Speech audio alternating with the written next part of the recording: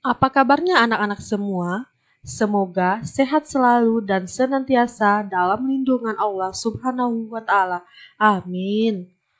Pada pertemuan kali ini, kita akan membahas tentang keperwiraan Nabi Muhammad SAW.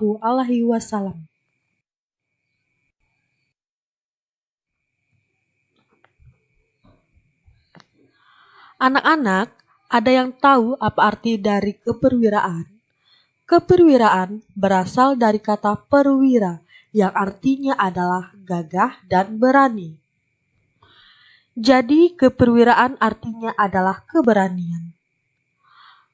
Nabi Muhammad SAW adalah seorang rasul yang memiliki keperwiraan dalam memperjuangkan risalah agama Islam. Oleh karena itu, kita patut meneladaninya. Dalam mengemban risalahnya, Nabi Muhammad SAW bersama kaum muslimin pernah berperang menghadapi kaum kufar. Apa saja perang yang pernah dilakukan Nabi Muhammad SAW bersama kaum muslimin? Pada bab ini kita akan membahas tentang 1.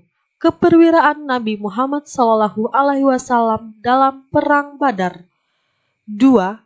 Keperwiraan Nabi Muhammad SAW dalam perang Uhud. 3.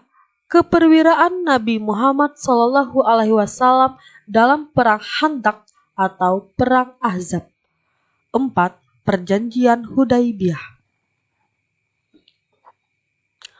Perang yang dilakukan oleh Nabi Muhammad bersama kaum muslimin tersebut bertujuan untuk menegakkan dan menjunjung tinggi agama Islam dan menjunjung tinggi kalimat Allah Subhanahu wa Ta'ala serta membela diri agar tidak dizolimi oleh pihak lain. Baiklah, kita akan membahas tentang keperwiraan Nabi Muhammad SAW dalam perang Badar. Anak-anak, ada yang sudah tahu kapan terjadinya perang Badar? Nah, perang Badar merupakan perang besar antara kaum muslimin dengan musyrikin Quraisy, sehingga disebut juga Perang Badar Al-Kubro. Terjadi pada 17 Ramadan 2 Hijriah atau 16 Maret 624 Masehi di daerah Badar yang terletak antara Mekah dan Madinah. Perang Badar terjadi di latar belakangi oleh perjuangan kaum muslimin yang telah dirampas hartanya dan haknya oleh kaum kafir Quraisy.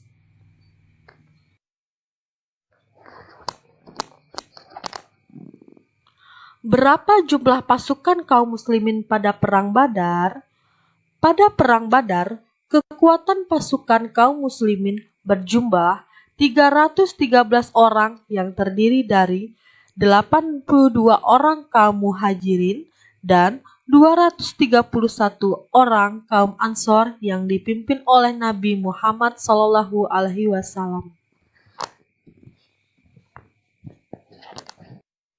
Kalau pasukan kafir, berapa ya kira-kira? Sedangkan kaum kafir Quraisy berjumlah 1.000 orang dan dipimpin oleh Abu Jahal. Bagaimana berlangsungnya perang Badar? Perang Badar diawali dengan perang tanding 1 lawan 1.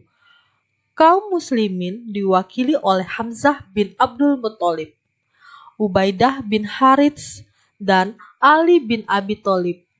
Sedangkan kaum Quraisy diwakili oleh Utbah bin Rabi'ah, Al-Walid dan Syaibah. Dengan terbunuhnya ketiga perwakilan dari kafir Quraisy, perang tanding ini dimenangkan oleh kaum muslimin. Kemudian terjadilah perang terbuka yang dimulai oleh kafir Quraisy.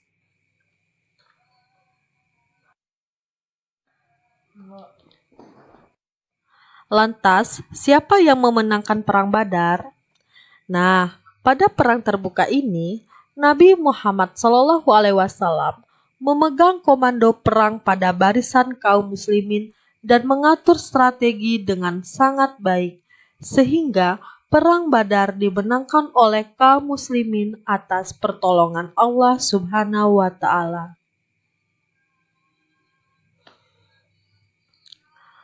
Akibat dari Perang Badar, sebanyak 14 orang dari kaum muslimin syahid, sedangkan kaum kafir yang tewas sebanyak 70 orang termasuk Abu Jahal, sedangkan 70 orang lagi menjadi tawanan perang oleh kaum muslimin.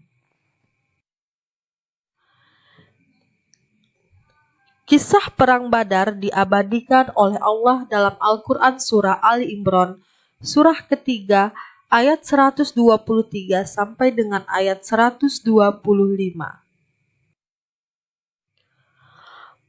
Perang Badar memberikan dampak pada kaum muslimin dan kaum kufar. Apa saja sih dampaknya? Mari kita simak.